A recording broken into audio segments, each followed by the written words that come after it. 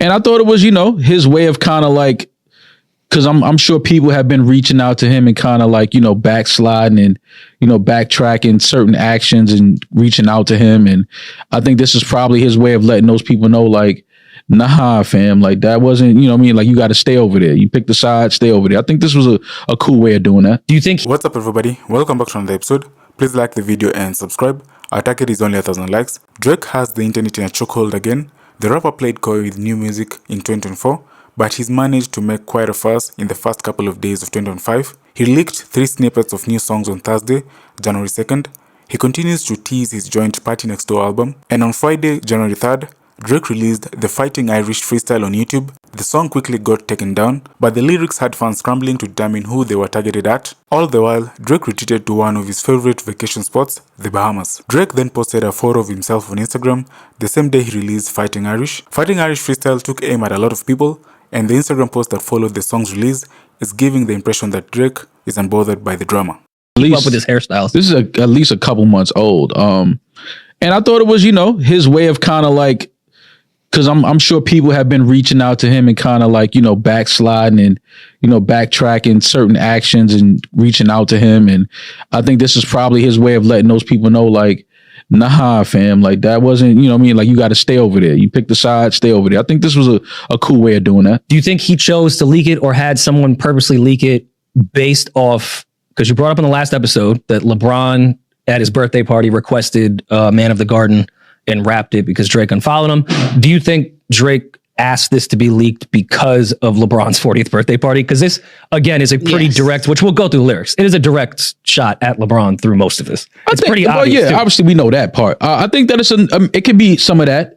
That probably is some of it. I believe that, LeBron has probably reached out, through some avenues or, directly however he can to probably have a conversation with Drake. And I think this is probably Drake's way of saying like, fam, like, you know what I mean? Like, don't try to hit my line. Like, this is what it is. This is where I'm at. Like, y'all knew what it was when, we was at at Mike Rubin's party. And you know what I'm saying? Like, y'all knew the energy was different. I didn't speak to nobody.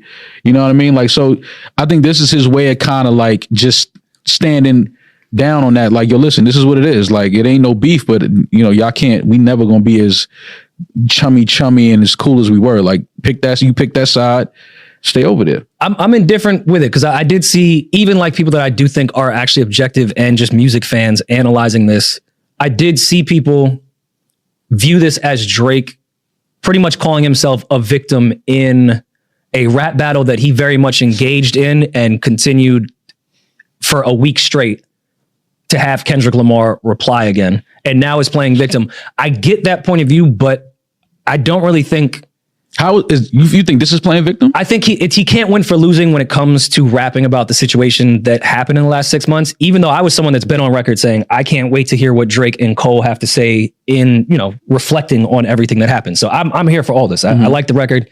Anytime there's some conductor shit and Drake is rapping like a fucking lonely mafioso, I'm here for it every time. I think it's great. Even though I don't think this is his best rapping, I did like the way he addressed it. And if I had friends of 15, 20 years and somebody called me a pedophile and you bought a ticket to go watch it, I'm feeling away. So I don't think Drake is playing victim in per se of that battle. I think he is rightfully so upset at some of his friends that like, oh, you really went to that show? Like, I thought we was like close like that. So I understand that. And I think that's why he can't win for losing. Because people, I think even DJ had posted something about him playing victim off when he was the aggressor. I get that, but this is separate. This is his friends that he's mad at. He doesn't really address Kendrick in this whatsoever. This is all direct, mainly at LeBron. The only problem I have with what he was saying, the world fell in love with gimmicks. Even my brothers got tickets. Seemed like they loved every minute. I get it. He's mad at all his friends that were there. You can't say that the world fell in love with gimmicks when you fully participated in this battle. You even told Kendrick Lamar to call you a pedophile. You went through that entire thing. We didn't fall in love with the gimmicks. You got what you asked for. So I don't want to hear anything about that as us as fans falling for anything. because you, as Tupac and Snoop Dogg, told Kendrick to do exactly what he ended up doing. Drop. I know you got 10 more. All that shit, nah. I don't want to hear that part. But everything else, yeah, man, I'd say fuck LeBron too. 100% would say that. I mean, I think I'm just trying to figure out where you saying playing the victim part at. That's how people viewed this entire thing. Like after the battle, now Drake is like, look what they did to me when you actively participated in a rap battle where there are no rules. I looked at it differently. I would be mad at my friends, but I'm not. You can't tell the world that we fell in love with the gimmicks when you said the gimmicks before Kendrick did. But that doesn't make say, yo, call him a pedophile. Yeah, but that doesn't mean I can't say you fell in love with it. Yeah, that doesn't make it any less of a gimmick that you did indeed fall in love with, whether I invited it or not. What? You fell for it. Then rap battles are gimmicks. Nah. Not exactly. Nah. You know why he's saying gimmicks, and especially when you're talking about they not like us. And I don't, just that one, if he would have dragged it on for more than one bar, sure. But that one little line that happens to rhyme with tickets, I'm not. I like the bar. I don't think that gives victim. That's the only part of this entire thing where I am giving credence to some of the objective fans that were like, this isn't really what I wanted to hear. You shouldn't sound like you're the victim in a situation that you very much were an active participant in. It just didn't go the way maybe you thought it was going to go. But other than that, I do think it's a cool freestyle.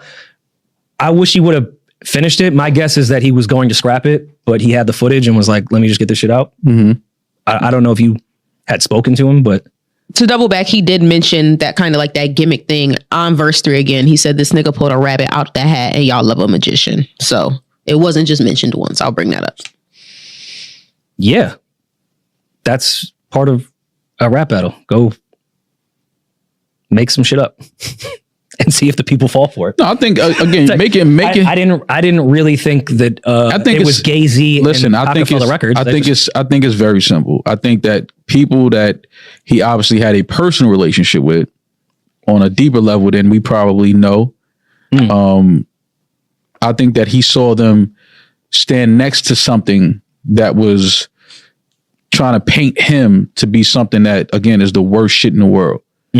And I think that he feels like if you're my friend, it is rap and it is entertainment. But if you're my friend and somebody is, alluding that I'm this fucking disgusting person, you can't be at the show dancing with them, rapping along to the lyrics. Like that's just, again, we're talking about if you're a friend, not if you're just somebody that I say, yo, what's up? And I keep it moving.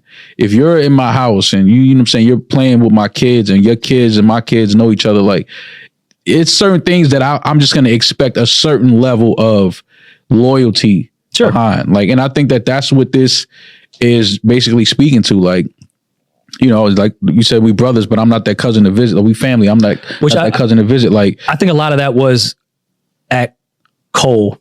I don't think that was all at LeBron. Whoever it's at. Cry blues for you, say it wasn't malicious, talk about we family. I think a lot of that, God forbid we ever tarnish your public image, that bar people said was about LeBron. And then I saw everyone take that conclusion that Drake was going to expose LeBron for cheating. I was like, how did y'all get that from that bar? But again, that's just the internet.